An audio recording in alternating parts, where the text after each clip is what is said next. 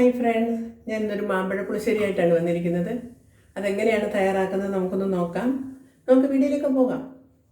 മാങ്ങയെല്ലാം നമുക്കൊന്ന് പൊളിച്ചെടുക്കാം. ഇതിലേക്ക് മുളക് പൊടി, ഉലുവാപ്പൊടി,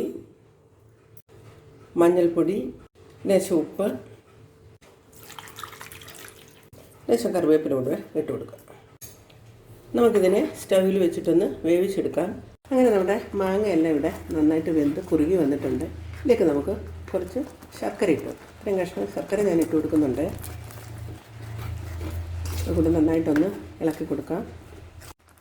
ഇതിലേക്ക് ഒരു സ്പൂൺ നെയ്യ് കൂടി ചേർത്ത് കൊടുക്കാം. ഇതിലേക്ക് ചേർക്കാനായിട്ട് നമുക്കൊരു ഗ്രേവി തയ്യാറാക്കാം. ഞാനിവിടെ ഒരു കപ്പ് തേങ്ങ എടുക്കുന്നുണ്ട്. ജീരകം ഇട്ട് കൊടുക്കാം. ഒരു പച്ചമുളക് ഇട്ട് കൊടുക്കാം. നന്നായിട്ടൊന്ന് അരച്ചു കൊണ്ടുവരാം. നന്നായിട്ട് അരഞ്ഞിട്ടുണ്ട്. ഈ ഗ്രേവി നമുക്ക് തിളച്ചേക്കുന്ന മാങ്ങയിലേക്ക് ഒഴിച്ചു കൊടുക്കാം. കുറച്ച് വെള്ളം കൂടി ഒഴിച്ചു കൊടുക്കാം. ഇതെല്ലാം ഒന്ന് തിളച്ച് വന്നോട്ടെ. കുറച്ച് ഉപ്പ് കൂടി ഇട്ട് കൊടുക്കാം. കുറച്ച് കറിവേപ്പില കൂടി ഇട്ട് കൊടുക്കാം. അടിച്ചു വെച്ചിരിക്കുന്ന തൈര് കൂടി ഒഴിച്ചു കൊടുക്കാം.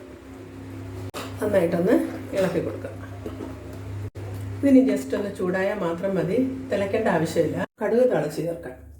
എന്നിട്ട് ഞാനൊരു ചട്ടി അടുപ്പത്ത് വെച്ചിട്ടുണ്ട്. അതിലേക്ക് കുറച്ച് നെയ്യ് ഒഴിച്ചു കൊടുക്കാം. കടുക് ഇട്ട് കൊടുക്കാം. വറ്റൽമുളക് ഇട്ട് കൊടുക്കാം. കുറച്ച് കറിവേപ്പില കൂടി. നമുക്കിതിനെ തയ്യാറാക്കി വെച്ചിരിക്കുന്ന മാങ്ങാക്കറിയിലേക്ക് ഒഴിച്ചു കൊടുക്കാം. ഇതിനെ ഒന്ന് അടച്ചു കൊടുക്കാം. അങ്ങനെ നമ്മുടെ മാമ്പഴ പുളിശ്ശേരി ഇവിടെ റെഡി ആയിട്ടുണ്ട്. വീഡിയോ ഇഷ്ടപ്പെട്ടാൽ ലൈക്ക് ചെയ്യാനും ഷെയർ ചെയ്യാനും സപ്പോർട്ട് ചെയ്യാനും മറക്കരുത്. അപ്പോൾ അടുത്ത വീഡിയോ ആയിട്ട് വരുന്നവരെ ടാറ്റാ, ബൈ ബൈ.